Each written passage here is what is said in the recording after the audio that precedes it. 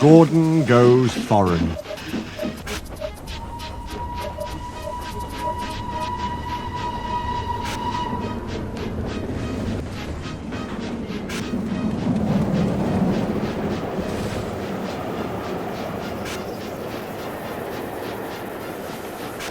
Lots of people travel to the big station at the end of the line. Engines from the other railway sometimes pull their trains. These engines stay the night and go home next day.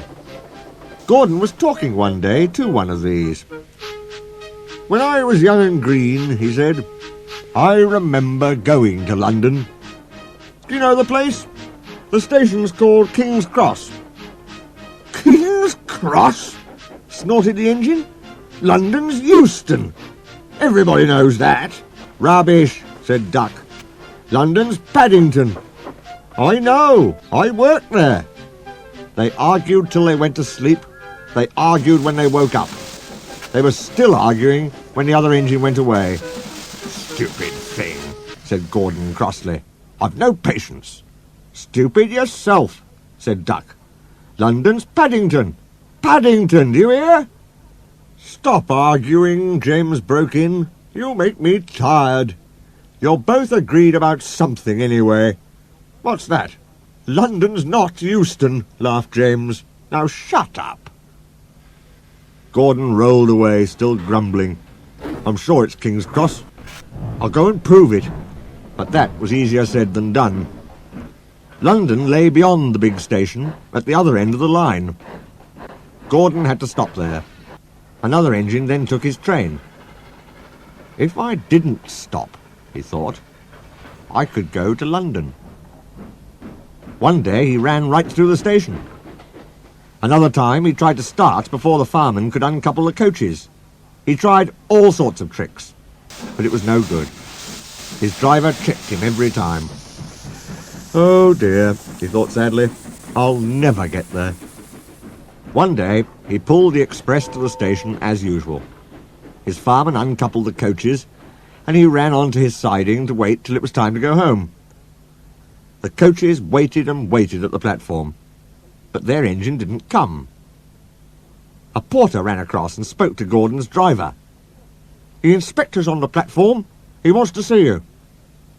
The driver climbed down from the cab and walked over to the station.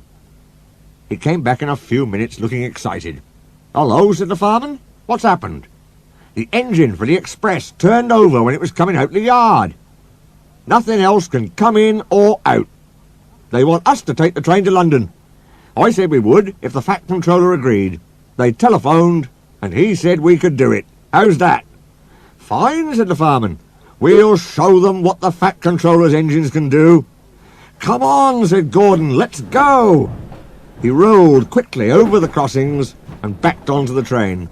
It was only a few minutes before the guard blew his whistle, but Gordon thought it was ages. "Come on! Come on!" he puffed to the coaches. "Come on, come on, come on, come on, come on, come on, come on! We're going to town, we're going to town," sang the coaches. Slowly at first, then faster and faster. "We're going to town, we're going to town, we're going to town, we're going to town."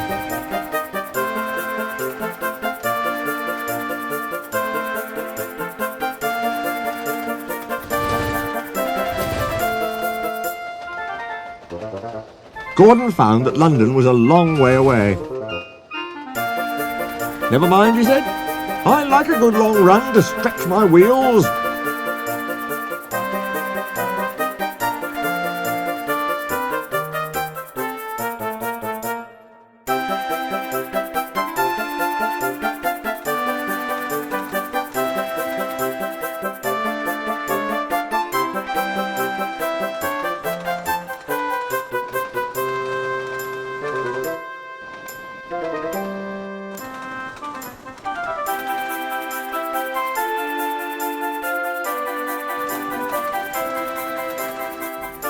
But all the same, he was glad when London came in sight. The Fat Controller came into his office next morning. He looked at the letters on his desk. One had a London postmark. "I wonder how Gordon's getting on," he said. The station master knocked and came in. He looked excited.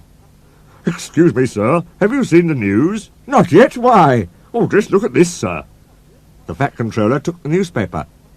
Good gracious me, he said. There's Gordon.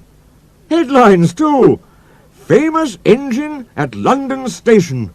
Police called to control crowds. The Fat Controller read on, absorbed. Gordon returned next day. The Fat Controller spoke to his driver and fireman.